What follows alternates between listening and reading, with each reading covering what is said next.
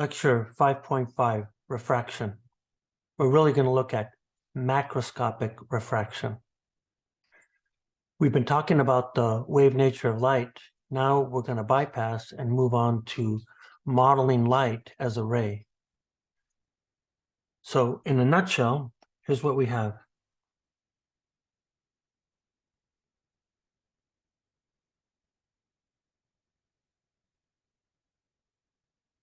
Here is the ray model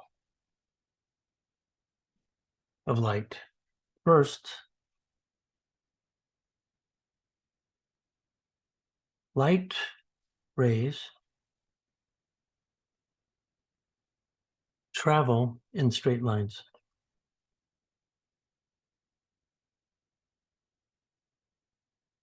So if you shine a laser, we're talking about that straight lines. And crossing rays do not interact.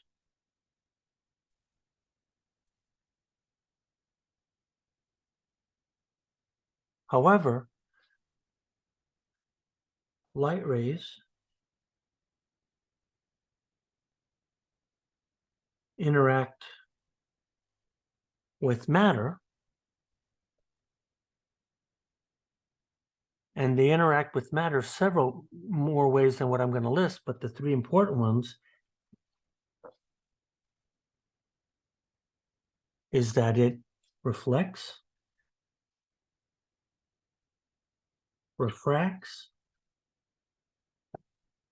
or gets absorbed.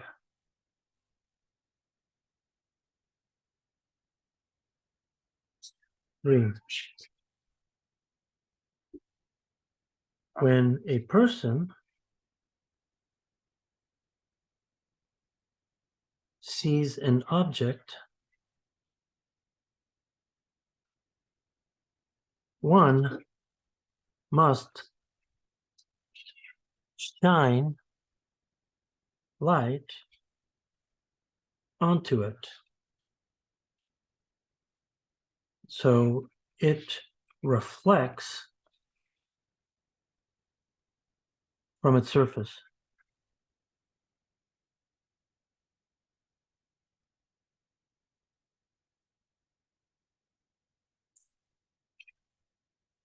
These reflected rays are infinite in number.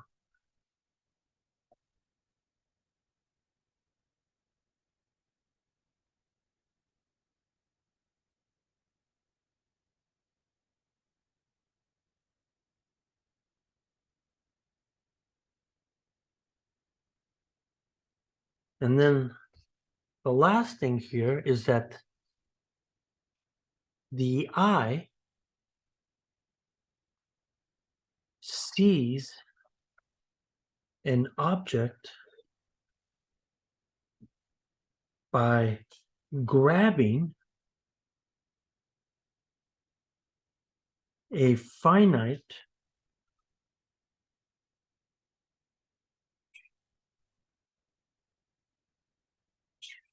number of light bundles.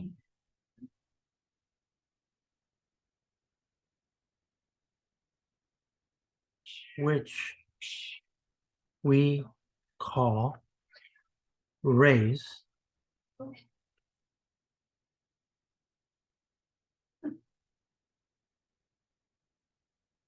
We then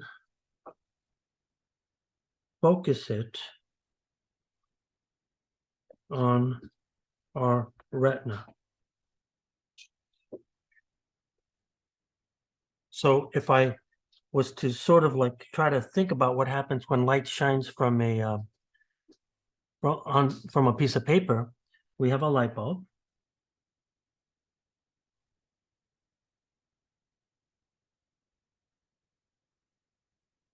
And this light bulb has an infinite number of points.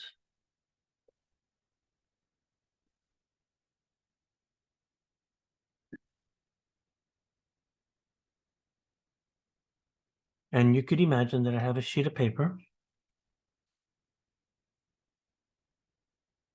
And what happens to this light bulb? I have light that's coming onto this piece of paper from all directions. And once it hits the paper, there's an infinite number of scattering points.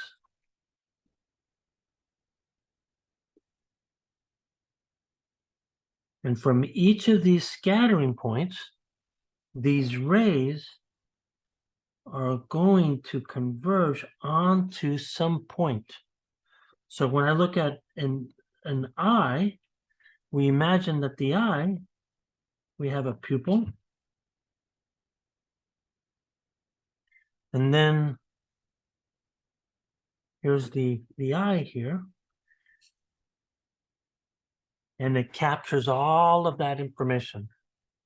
That's the ray model of light.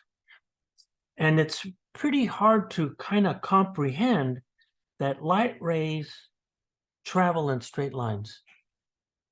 And the reason why is that we typically don't see light rays, we see scattered light.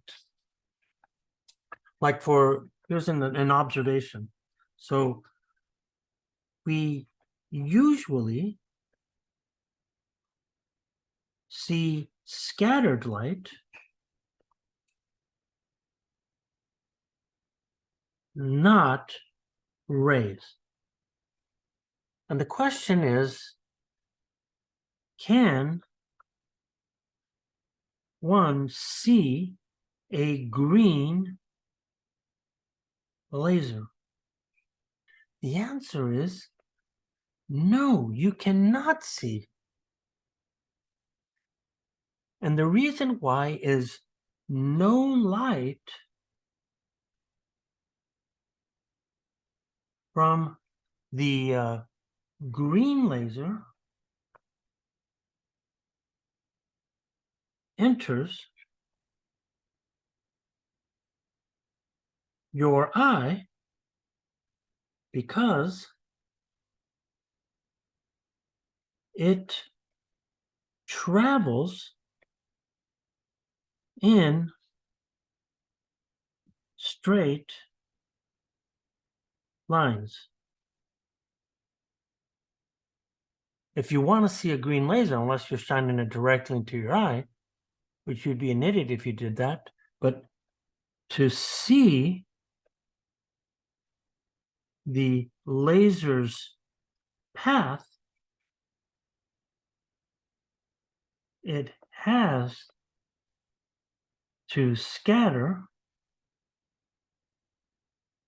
off of small particles.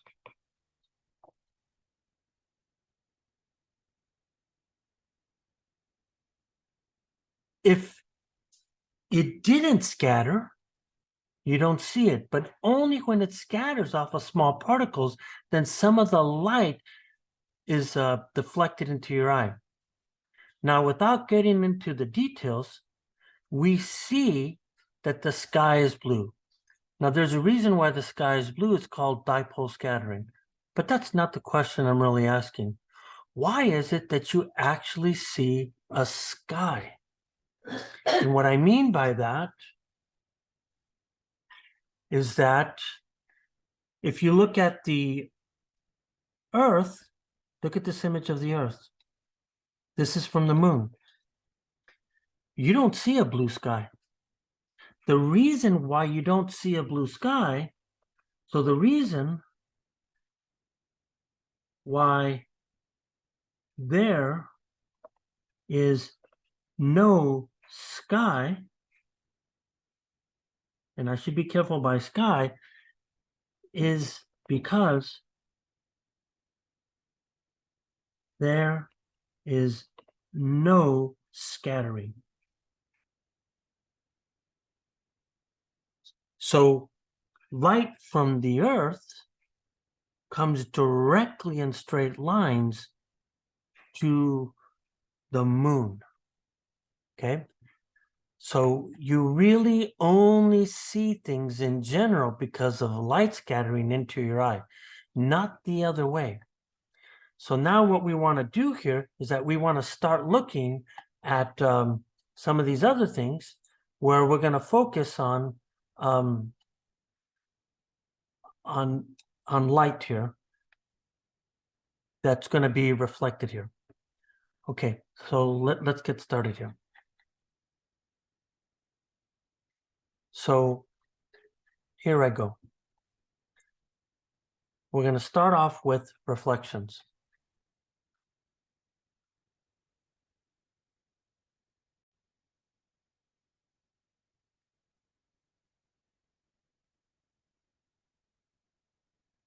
Reflections.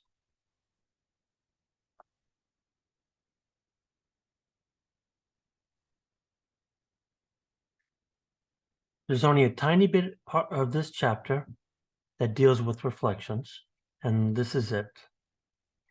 The vast majority of this chapter is on refraction. So reflection of light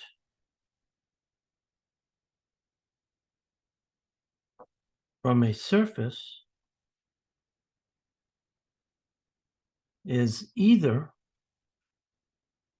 what's called diffuse scattering. Now, we could think about diffuse scattering. It could be off of a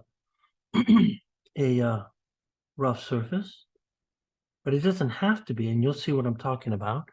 So when I have diffuse scattering, light travels in many different directions.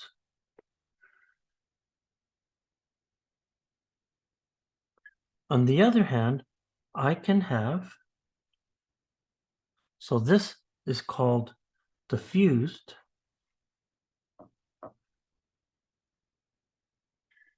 And here, what you're seeing here is that I have a surface that's smooth.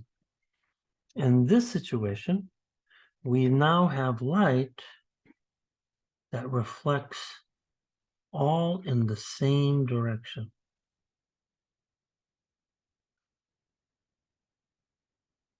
And this is what we call specular. Specular reflection. So the type of reflection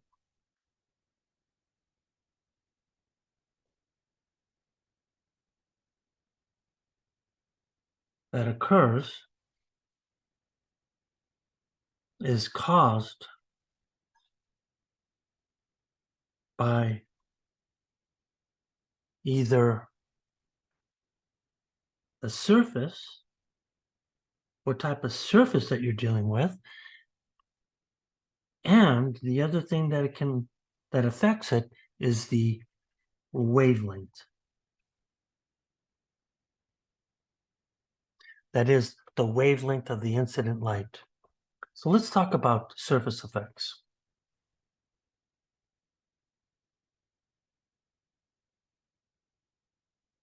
So we're going to look at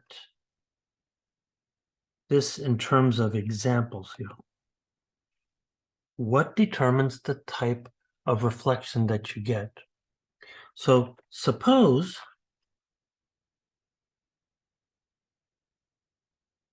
a truck is driving at night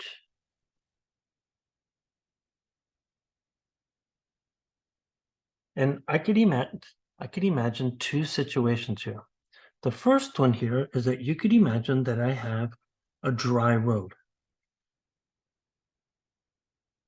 So what we find here in a dry road, you already know that if you fall on blacktop, it can actually hurt because it's a very rough surface.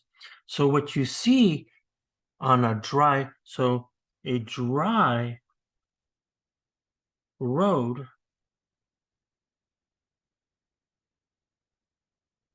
is rough, which then means here, so if I put my truck on here,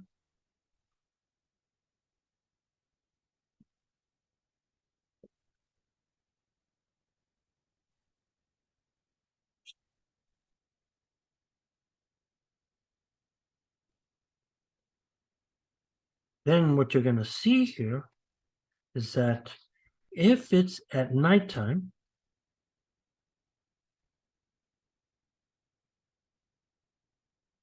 you're going to see that this truck has some headlights. And what's going to happen here is the light shines. Some of it goes forward, but a lot of it has to go in multiple directions.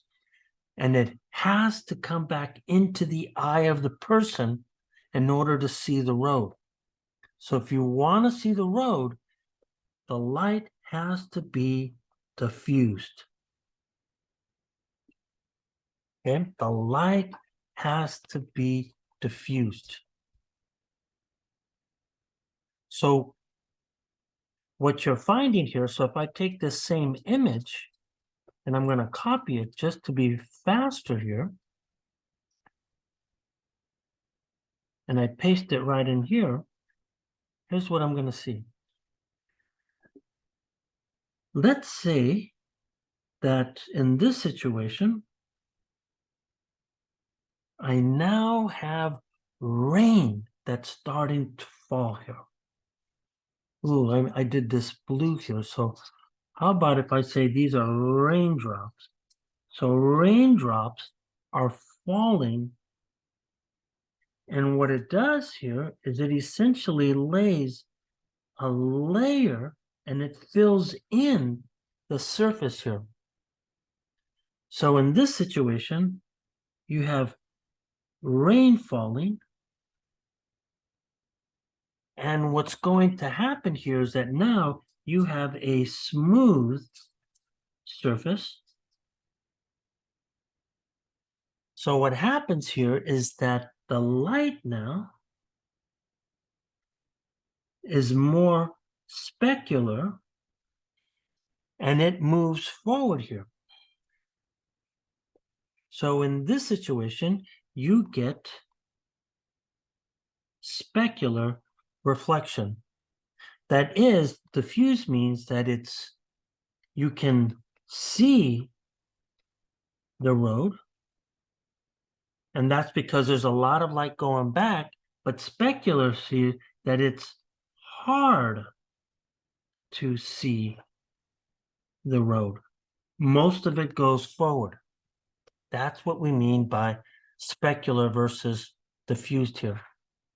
So now what I want to do is that I want to look at the second piece, and the second piece here has to do with the wavelength effects. So let's look at that.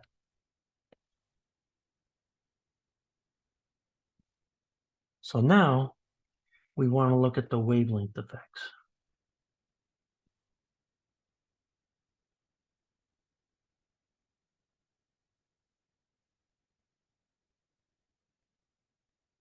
So the wavelength of light determines the type of reflection that's going to occur. So how do we see an object? To see an object, the wavelength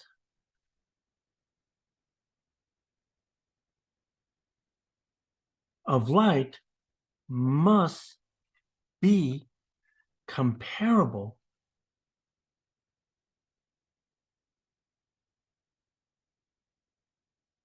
to the object's size. And the way I'll write that is I say if the wavelength of light is comparable to the size of the object, you'll be able to see the object. So as an example here, let's say that I have an object this big.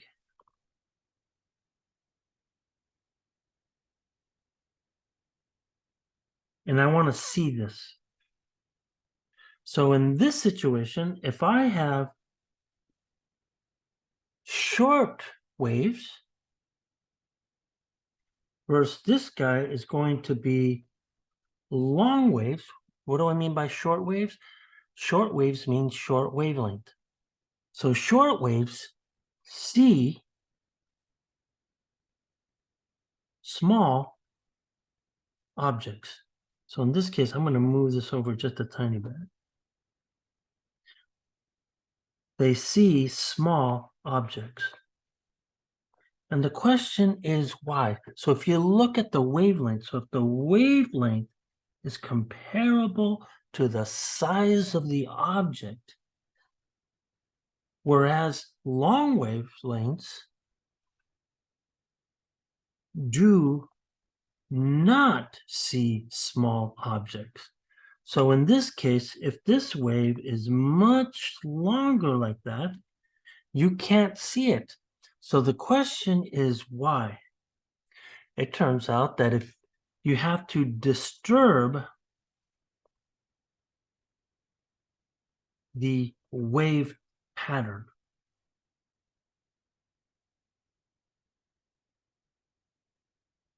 more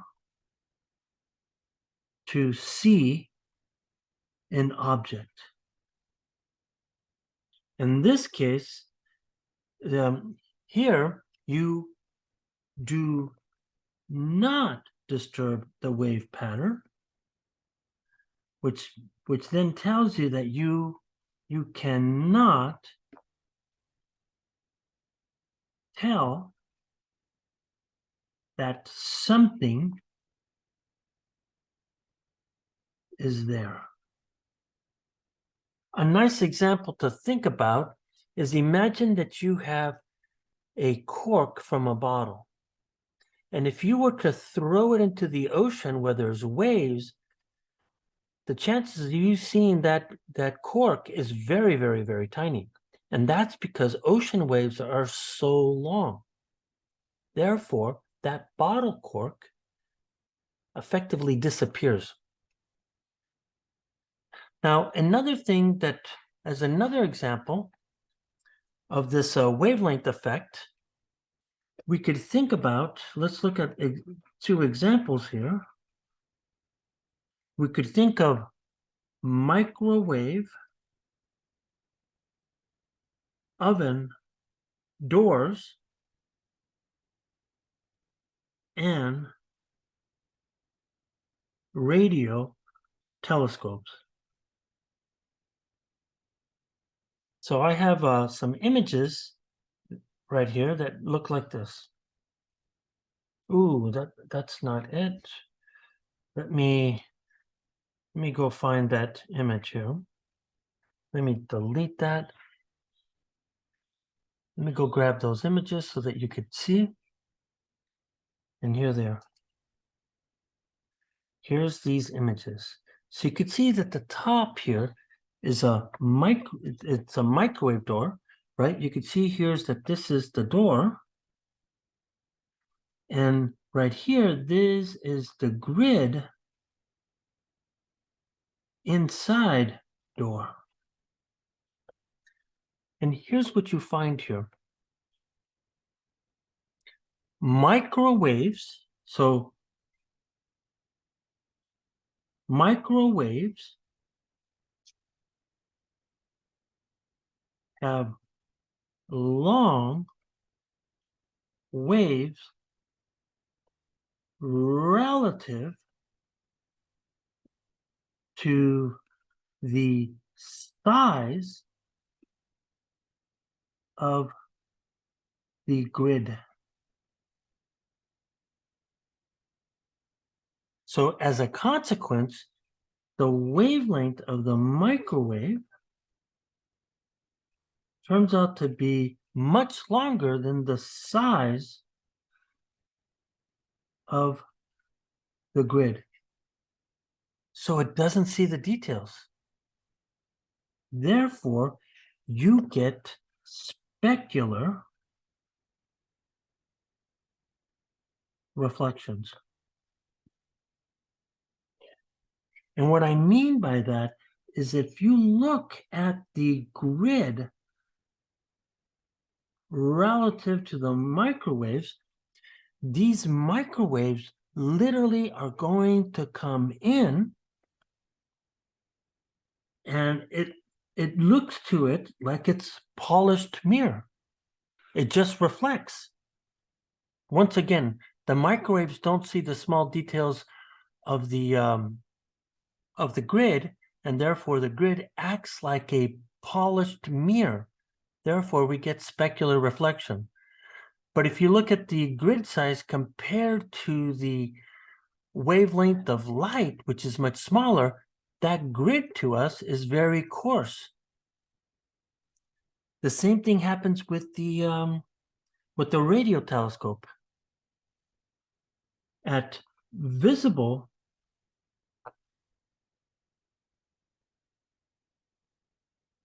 frequencies, the radio telescope appears grid-like, right? Very coarse, because the wavelength of visible light is much, much smaller than the size of the grids. Therefore, we get diffused reflections. However,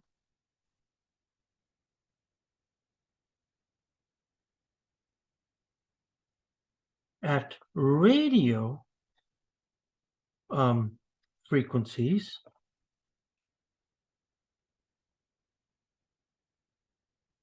lambda of radio is much, much larger than the size of the grid.